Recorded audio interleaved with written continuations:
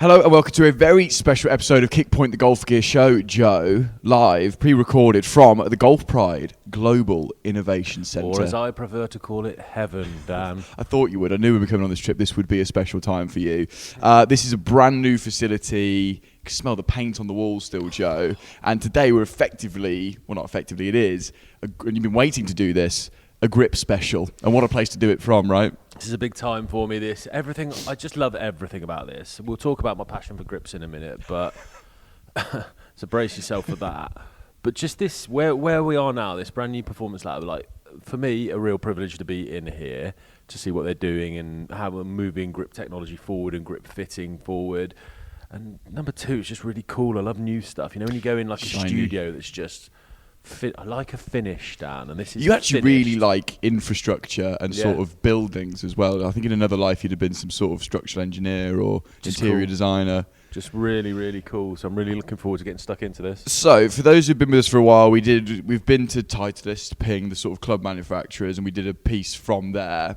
This is effectively that, but from the grip manufacturer. Sell this to the folk, because we've got some great questions that have come in surrounding grips. You're going to get stuck into this space, the importance of grips, a fitting for a grip. Sell it to someone who may have clicked on this semi-reluctantly because they're not that into grips. Sell the next 40 minutes or so. Sell the next 40 minutes. Thanks for that, Dan. That's a very generic and difficult question to answer, so I'll look forward to that. Good waffling. A lot of people think of grips, or don't think of grips at all. Period. Golf Pride, what was the phrase they came up with yesterday in a product presentation? It's just equipment for your hands. Equipment for your hands. Yeah, and it's absolutely right. Like, look behind us. We've got, I think it was 90, I'm going to say 6. You said I said 93, but that's their whole, for those watching on YouTube, every Golf Pride grip in their matrix, colour, compound, is behind us here, shafted up. Size. It's quite the sight, isn't it? It is quite the sight, and stick around, because I honestly think, as someone who's done a lot of fitting, who's done a lot of playing, who's done a lot of club building as well, you cannot believe the difference a grip can make to a golf club, both in terms of swing weight, in terms of how easy it is to maintain your grip pressure if it's the right size and the right sort of texture. It's such a critical part of your golf club. I mean, think about they allowed us to re-grip all our clubs and make your choices, and I was through 2 different putter grips in a day, because as soon as if you put a grip on that's not quite sitting in your hands correctly, you're starting from a point, and we speak about the not the physical grip that you touch, the rubber, your actual grip of the club. Correct. How important it is to have that right, not too strong, not too weak, fairly neutral. If that then is on the wrong piece of equipment, you're starting from a really tough spot. You are in a tough spot indeed, yeah. Where was I going to go with that? Because physically where we are, this place, Golf Pride's HQ, is in Pinehurst, Joe, which we've heard and you've seen us play and all that good stuff. And in and out of this place, there's now a retail fitting lab in the front of this. There's 2 guys stood there, like on red alert, just waiting to re-grip. There's this cool little workshop, isn't there, with everything in.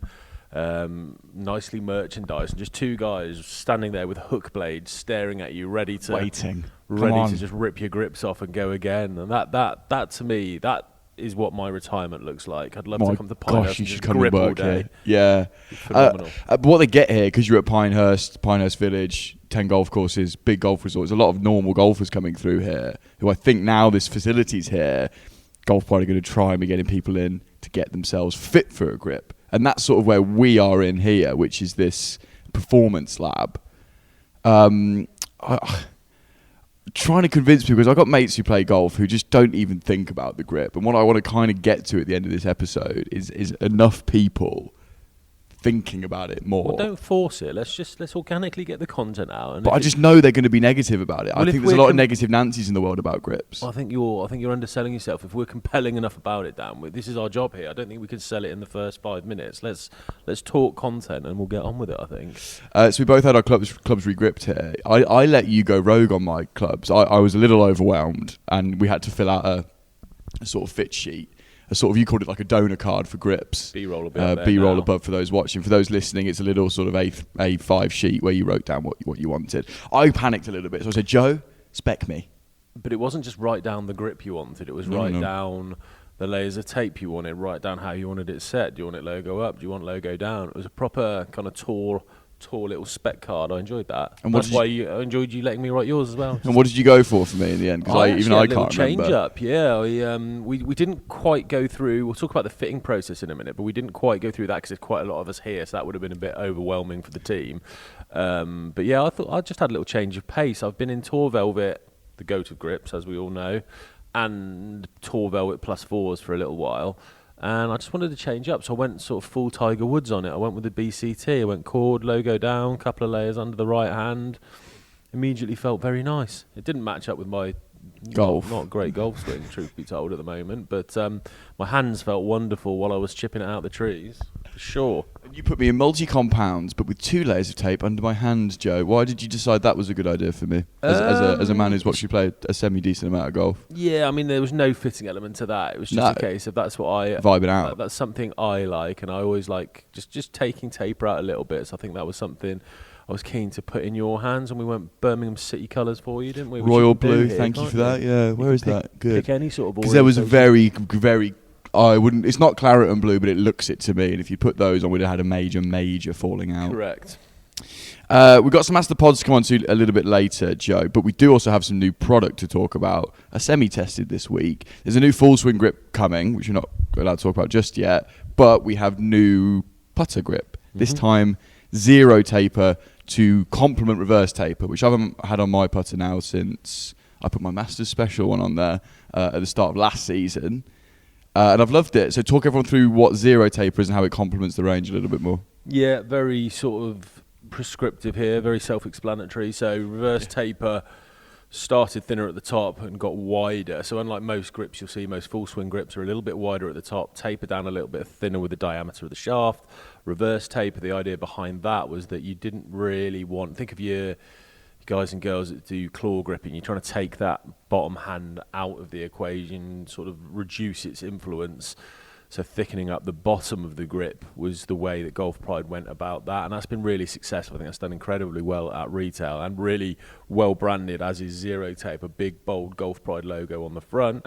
And yeah, there's some people that's just a little bit too much for, as there will be in all sort of grips and sizes and shafts and things like that. It's not a one size fits all thing. So yeah, just additive to the range. So no taper, constant all the way down, so you can get that consistency. And it's just another option within that range. As again, the different shapes and different size options that are very easily identifiable by colour.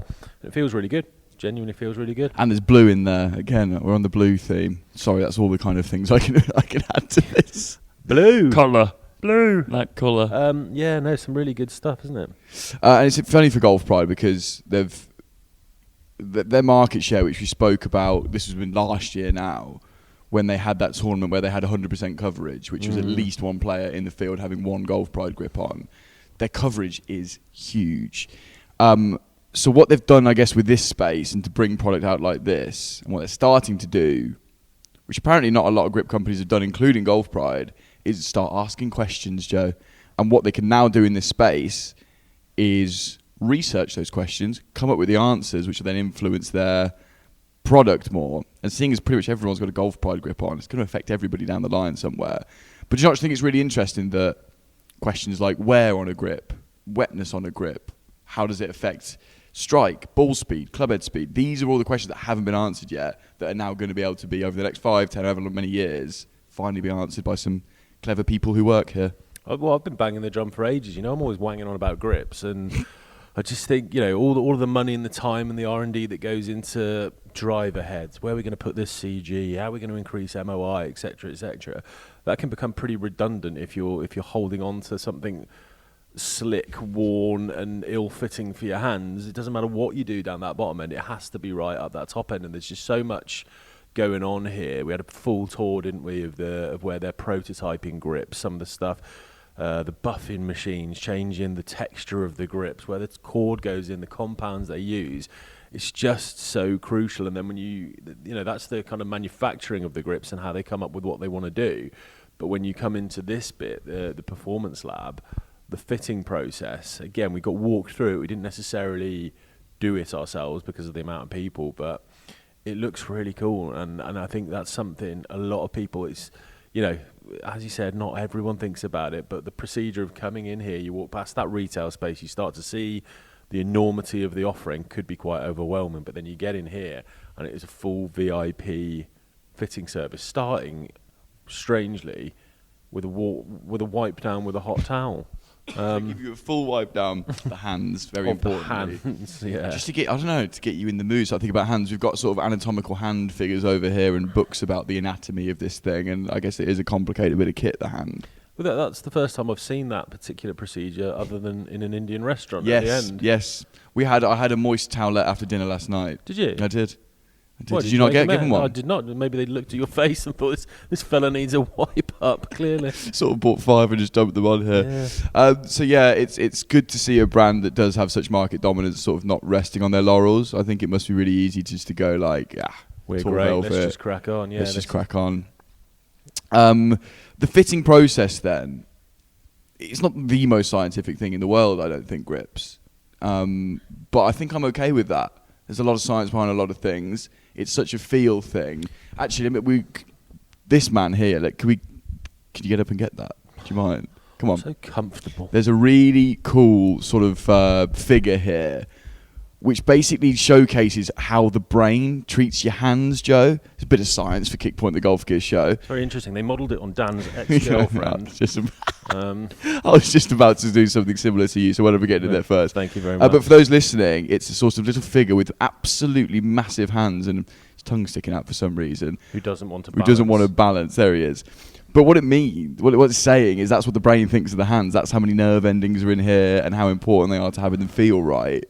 So, though a fitting, it can be scientific, it can also be very much a feel thing. Well, no, it's a combination of the two, isn't it? Like, I always talk about shaft fittings. You can go and you can use your things like the Mizuno Swing DNA testing technology, which is going to tell you how much force and where you're putting that load in, and going to give you a recommendation of a shaft or 3 shafts.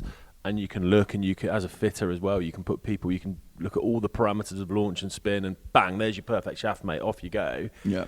If that player doesn't like the feel of it in their hands, doesn't like how it moves, it's a completely redundant fit. So you've got to factor all this stuff in. Again, you could come in here, you could have your wipe down, sorry. Don't think that other one was part of the service. You could have your wipe down, you could get your hands measured, your palm length, your finger length, shape of hands, all the stuff they're doing in here, and be told that's the grip you need. But again, you pop it in your hands. If it doesn't feel right, there's always... That's why I think from a fitting point of view, we're safe from AI, because there's always that human element of input. And don't forget, even if you do establish that size and the taper correctly, we've got almost infinite textures you can go into there. And that's before you even get on... That's the feel thing, isn't it? The textures, trying those out. That's before you even get onto ribbed or round grips, etc. It's just so much. And yeah. Do you think the fact it's a bit of not a minefield, there is so much choice, is what puts people off maybe investigating it slightly more than they currently do? Potentially, and it's just very easy to just... I think this goes back to that discussion we had about like the extremities of specifications. Do you remember where, why does everyone live within 2 degrees upright or flat? Why is an inch over length considered lunacy? But I think you just get used to what's there, and most people's first experience of grips or sizing or whatever would just walking into a pro shop, picking clubs off the rack and having a waft. So you just get used to that feeling, and that'll always be a fairly standard 58 round core, 1 layer of tape, and you just, maybe your brain just goes, oh, that's what a grip feels like, and you kind of fit yourself and your hands around that grip. Well, what we're saying is you shouldn't be fitting your grip and stuff around a standard base. We've all got different hands, get it sorted. And once you've got that recipe, once you know where you are, it's maintenance of changing the grips to make sure they're still staying fresh. But you don't see, I look very regularly at my hands, and they haven't changed much over the past few years. So you're saying, like, often you see with players in shaft, right? Once you're in your shaft, you have been for 20 years, you're quite set in it. Mm-hmm. Get this done once, get this done properly, set. Then just maintain. Maintain indeed. How often do you make? Oh, actually, you're a bad case for this. How often do you change your grips? Weekly? Just something to do? 5 or 6 times a year, probably. Yeah. Yeah. The average is in the world. Oh, that'd be interesting. Golf Pro would probably have that. Did you see when they brought out a bag of grips that they've taken off clubs that have been brought in for re-gripping yesterday, and some of them were just literally hanging on by a thread. Hideous. Take a look at your own clubs now, people. Do you fall into this category? I don't think our listeners will, Joe, because they're educated people. I hope not, yeah. You asked a really interesting question in the product presentation, and everyone sort of looked at you and went, this man's clever, isn't he? And you look quite content with yourself. That was the purpose of the question. Butt caps. Butt caps, yeah. Butt caps. Go on. A domed versus a flat butt cap. This is what we do here on Kickpoint, the Golf Gear Show. What was your point? The man's gone. Oh my gosh, I thought we nearly broke their man. Oh, he's only light. He's only plastic. All the putter's gone. It's all things kicking falling off. down now. Yeah, butt caps is an interesting one from a building point of view, because we've had this discussion. You know, when you told me off for being trying to standardise the world. Told you off for lots of things. You have, but when you're telling me off for standardising the world, and it bothers me that there's no standards or industry standards for certain things, and we're all flying by the seat of our pants. Well, shaft length. Good at doing this with one hand. Something, something that's influenced. We had this conversation with Adrian as well. Like, do you go for cut length when you're measuring? You know, my 7-iron's 37.5 inches long. Well, is that cut length at the end of the like where you cut to on the shaft before it's been gripped, or is that to the end of grip? Now, a lot of people will just measure end of grip, so that's the total finish length of the golf club. And if you've got, I don't know, we'll have to B-roll this.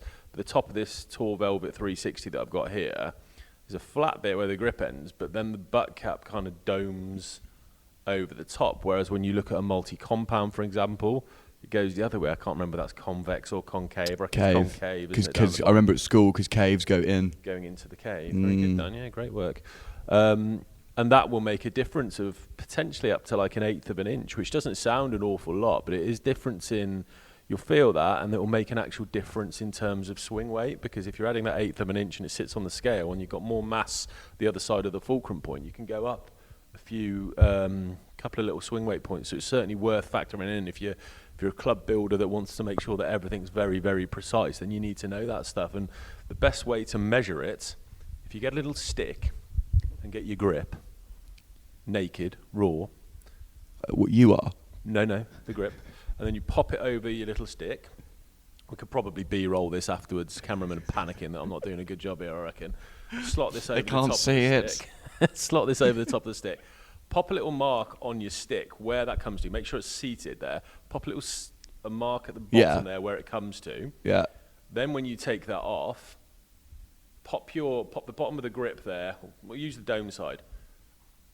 Make sure the end of the dome is where you put that mark, and then what you've got sticking out of the top there, you can measure that on your ruler, and that is the internal length of the butt cap then. So you know what to cut to allow for that. Now, 1/8 of an inch is fairly standard, but you do get some that are significantly more and some that are a little bit less. And if you don't factor that into your club build, if for those of you tinkering and building at home, your swing weight targets will be out, your total length targets will be out. So it's just a little tidbit to make sure that's just you going the extra mile to factor in for your butt cap. Good and the work. different shaping thereof. Fascinating It stuff. really is, as we were told last night by some of our friends. Should we tell them about that? We sat around with Can we actually? Yeah. some of the high-end YouTube golf influencers of the world. We got mullered, didn't we? Got lambasted. Lambasted. It was actually for your Mount Rushmore of golf components, which I stand by. I stand by it. And then they were like, "What are you going to do next? Best feral." And then me and Dan just sort of sunk into our chairs, going, "That's on the planning doc." Sort of writing it down, yeah. So that was good. Nice to have it's nice to get checked and balanced every now and again. Shout isn't out Peter Finch, Matt Farrier. Thank nice you, boys. to see you guys. They were commenting on the channel actually. It might help us out. So yes, thank you for that, Joe. It was very informative. Your more than welcome, butt Daniel. cap chat. We did ask Golf Pro why there's some are domed and why some aren't, and it's a case of, as there are a few things in this industry, just how it's been done. There's no rhyme or reason for it. It's just tradition versus what's the more traditional one. Did they move to domed having been flat, or vice Domed versa? would be more traditional. When I asked the question, the guy gave the example of if I were to then now just change Tall Velvet over to be concave. All the guys that have been using Tall Velvet for years would Heads freak would fall out, off, and heads would have to roll at HQ. So again, it's just we started that way, that's how we're going to go. And it's just another one of those little nuances in golf that you've got to be aware of. If you're into the minutiae, you've got to be aware of that stuff and factor it into your builds. Wonderful. Right, should we do a few Ask the Pods, Joe, that Please. have been grip-centric? I'm not texting, I'm just going on my phone for this one. Sorry for how late these have come in. I've had to hold them for this podcast in February, so they've been waiting for a while. However, this one I emailed back specifically because I wanted to answer him. Munro Barkley Miller's been back in touch. MBM. We have got more than 2 listeners. We've just got 2 very him and Wi-Fi's been switched back on at the manor, has it, Barkley? Munro and Ken are the lads. Morning. I did it again. I called him Barkley. It's not Barkley. It's Munro Barkley Miller, isn't it? Yeah. Kept Did you call his first name Barkley? Yeah. Sorry, Munro. Morning, gents. I heard Dan mention in a previous podcast that he bought himself a moulded grip training aid and stuck it on a 7-iron. I did, Joe, after your advice.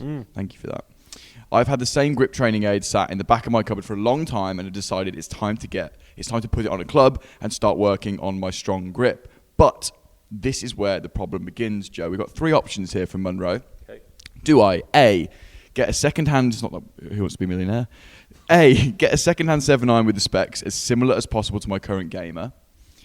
B, get a second-hand 7-iron with the exact same shaft but maybe slightly different length, loft, lie.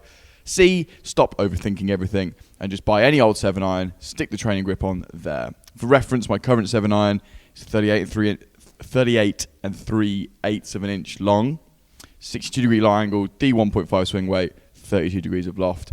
Unfortunately, we all don't have free demo clubs sent out at the drop of a hat, brackets Joe. Unfortunately, Munro, not all of us have generational wealth and a butler who can spec out our club, so we've all got our problems. So, any advice is appreciated. P.S. Loving the new tour issue pods. Best, Munro of the Barkley Miller estate, brackets, a tiny flat somewhere in Manchester. Why is he still masquerading that he's not? I actually got back to Munro on this because it came in a while ago. I was like, let me just email them because you'd have to wait to February for this kind of stuff.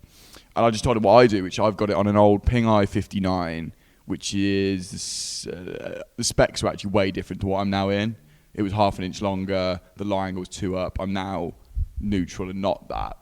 But the shaft's very similar, and I quite like it's on a slightly more difficult to hit head because it's a bladier head, if you will.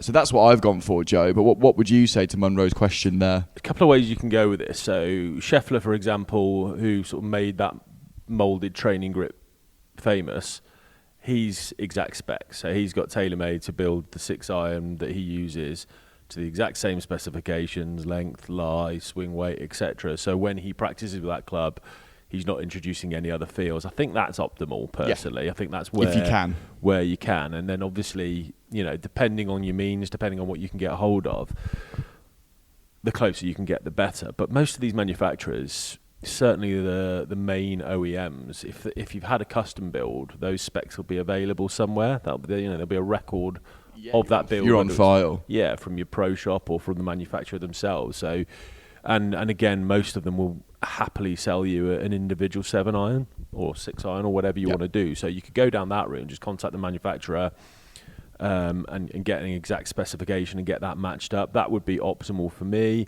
And again, it depends a little bit what you're doing with it. Sometimes, particularly now when the weather's getting absolutely guff at home and you're just not going to play much golf, this can be a good time of year to, like, if you look behind you on those little stands there, that sort of length, you can actually adjust. And I did this as a kid because I was cool.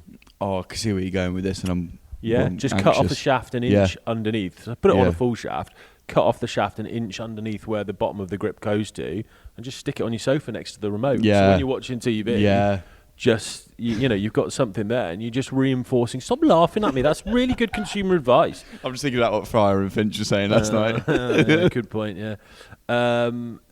And when that's just sat next to your remote, subconsciously there, you're not really working at it.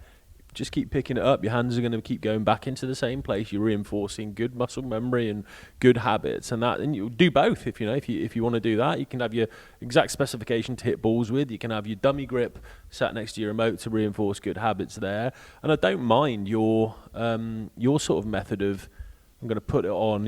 Say you're playing a Ping i530 iron. Get hold of a Blueprint T. I really smaller, like it. Yeah, refine that sort of ball strike. Or even, remember the butter blade that I reviewed? It was about the size of something very small. You just get a training grip on that, and again, really sort of dial in your strikes and your feels. I'm all about making practice more difficult than the actual process of playing. Yeah. Because if you can make it feel easy, it's like. I'm going off track on grips here, but I see it all the time on the chipping green.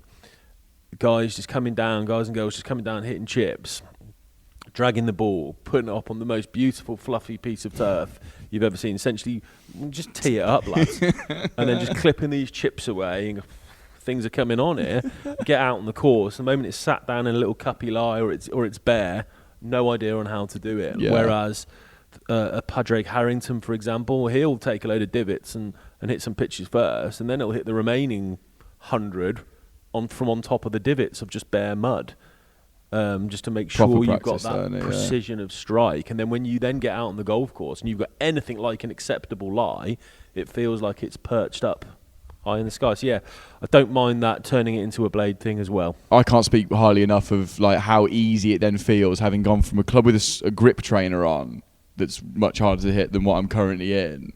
That transition is great because if you get a few away with the training club, life becomes so much easier when you come back to normality. 100%. So get stuck into that, Munro, and thank you for getting in touch again. And any sponsorships coming around from the estate, do let us know. On the training grip, Joe, we've kind of, I think we sort of shouted out Golf Pride. This was a year or so ago now, saying, I can get into them now, can't I? Get stuck in. Well, they're here.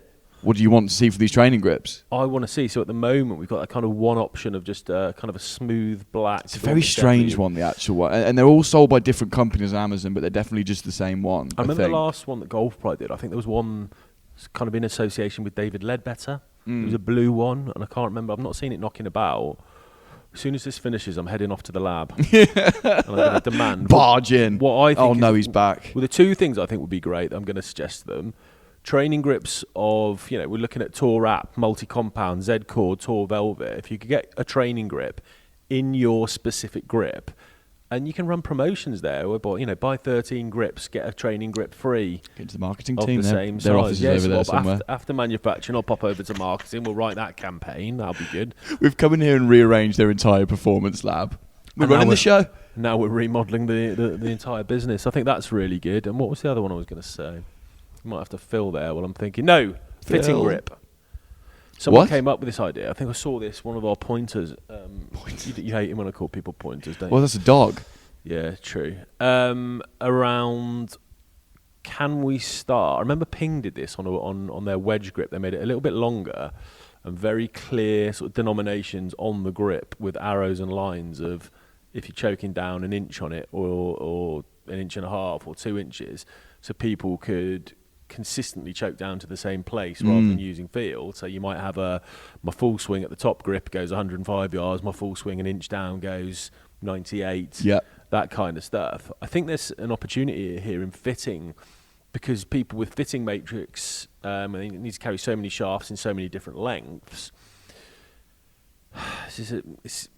There's holes in this, but I think this could be a good option. Yeah, so like if you haven't got the ability to carry that many shafts in your shaft matrix, well, let's get a grip together that has, the top half of the grip has those increments marked out, so you can very much know I'm playing this an inch shorter than standard, an inch longer than standard, whatever that may be. Yeah, there's going to be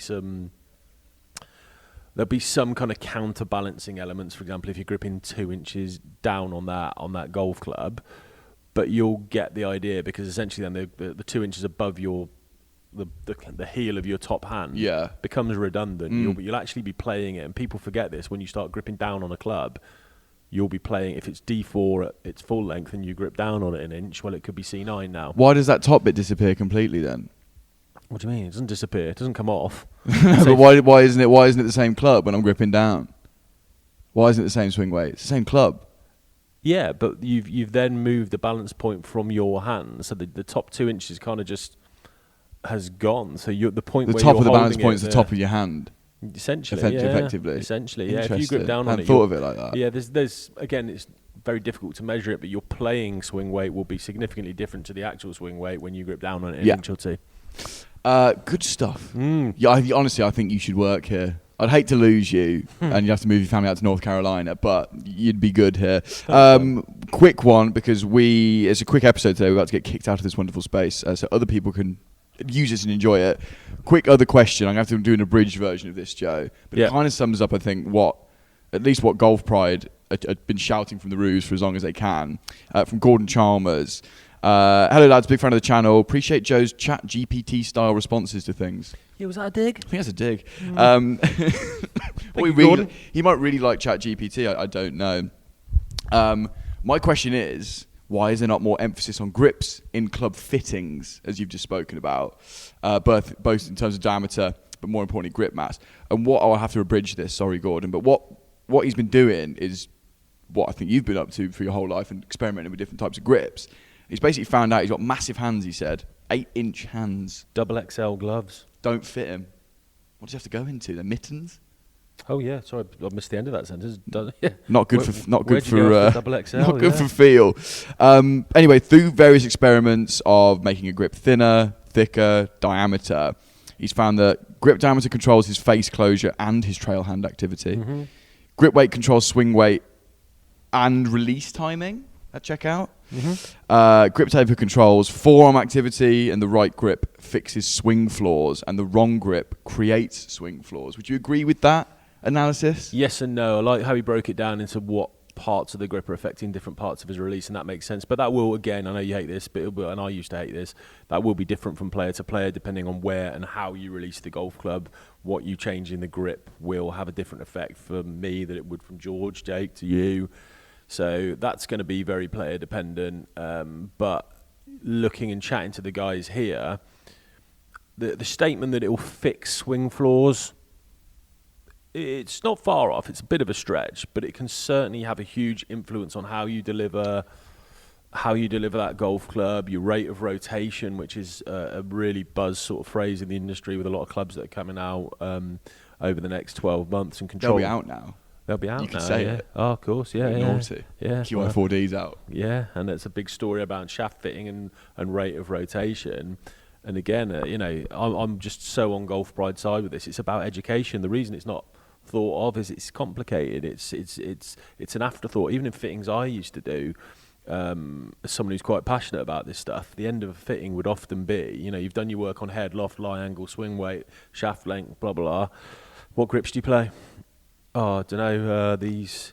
Cool, I'll just whack tall velvet with one wrapper tape on as your club set. Let's have a look at your hands. Yeah, that looks playable. We can maybe, you're over-releasing it a bit. I'm just going to build up the right hand a bit. Okay, cool. And that's the extent of it. And I think if we can start really getting stuck into the nitty-gritty of this, and this, what a place to start. Mm-hmm. I think there's just such potential, and when you consider the price of some of the components and golf in general, 15 quid on a grip can make such a massive playing difference to what you do. Low-hanging fruit. Very low-hanging fruit to pick up if you're just trying to find those few percentage points in your game.